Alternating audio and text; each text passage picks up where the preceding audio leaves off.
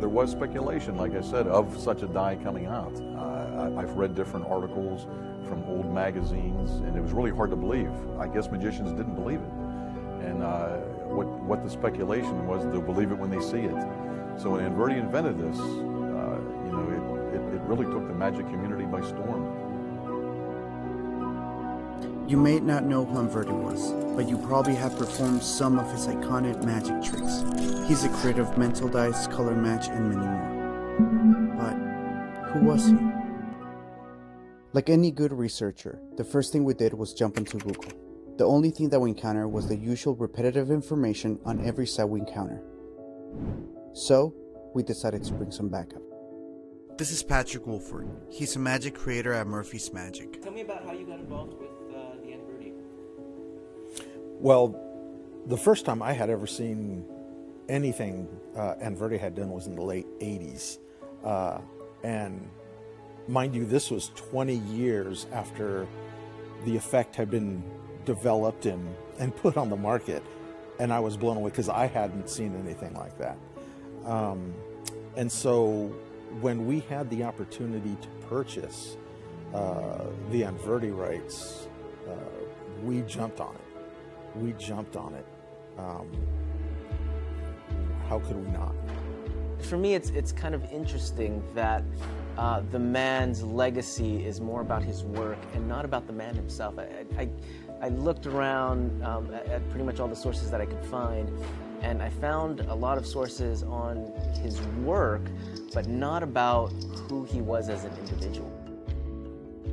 We asked Patrick if there was anyone who can help us discover the genius of Anverdi. So as far as the genius of Anverdi, yeah, there's someone who could definitely point you in the right direction. We gathered the crew to go on this journey. The mission was simple: learn more about the genius of Anverdi. Tell me about yourself. Well, my name is Chuck Caputo. I've been doing magic professionally for over 35 years as a full-time job. I'm also a magic collector. I collect, well, as you know, a lot of Anverdi magic. Chuck has over 30 Anverdi pieces in his collection, which has been steadily growing since he saw his first Anverdi invention in 1986. He's also been performing Anverdi effects for over 35 years. Anverdi was born in Holland in 1925, and I believe he passed away in 1995. So he lived there and he built all of his magic props and he shipped them worldwide. As far as the type of magic he performed was mostly electronic, but he also built liquid magic effects, and they were totally fantastic. I mean, he had different bottles that made liquid appear and disappear, milks, wines, and he also had trays and different milk pitchers. And his electronic magic, he was probably best known for, you know, ranging from walking tables to mental dies, color match, which is a magic marker effect. It's fantastic. But he did a little bit of everything, and on his lecture notes, he also came up with some very neat ideas as far as using a scarf and thread. Some very novel ideas. He was a very clever man. Anverdi was responsible for some of the finest magic creations ever, and was also pioneer in microelectronic magic. Mental die was one of his most iconic inventions. The Anverdi mental die, it's probably one of my favorite effects, and there was speculation in the early 60s, 1962, 1963, that there was an electronic die that was going to come out on the market. Anverdi was the one who created this.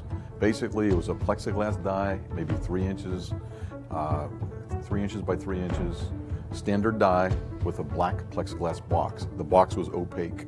You can place it inside, close the lid, and yet, from across the room, the magician could discern what number, what digit was facing up. As far as color match goes, at the time when Anverdi came out with this, as far as I know, there was a few similar effects, but it was not done the way Anverdi did it. A spectator would draw something and it would match a basic drawing, but nothing like Anverdi's. When he came out with the wireless technology, he propelled this way into the future. He took it to the next level, and that's the creative genius that Anverdi was. The first Anverdi prop I ever got, as best as I can remember, was the talking skull. It's a phenomenal effect. The little skull is suspended on a clear plexiglass backboard, and when you pulse the transmitter, there's a magnet in his jaw, and there's a coil in the base of the unit that'll attract the jaw. And I've used this for numerous years. I still use it. That's probably my favorite effect as well. What do you know of Anverdi as an individual? You know what? I was never fortunate enough to meet the man, but from what I've heard, you know, he was a very nice man, and he was a perfectionist. So he wanted things done right. And he was born in Holland, and he lived out there throughout the remainder of his life. Probably the only person I could compare Anverdi to would be like a Steve Jobs. I mean, he was a tinkerer, and he was a perfectionist, and he dabbled in all types of different electronic type of devices, and he improved on it until, which is what you would have later in his catalogs, which he sold different items from Holland. And so yeah, he was definitely way ahead of his time, and he would be up there as a creative genius in the magic field. He obviously thought very different from anyone else during that time period. You know, you have to remember this was a time and place where magicians were pulling things out of red boxes with, you know, Chinese lettering on it, and man, he went in a totally different direction.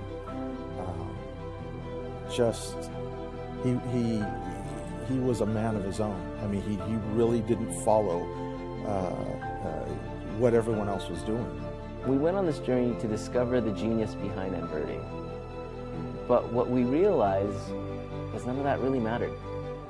What really matters is all the stuff that he left behind and how that inspires all of us. Who he was as a person may be forever lost to history, but his legacy through all of his creations, I think that's what's going to live on forever.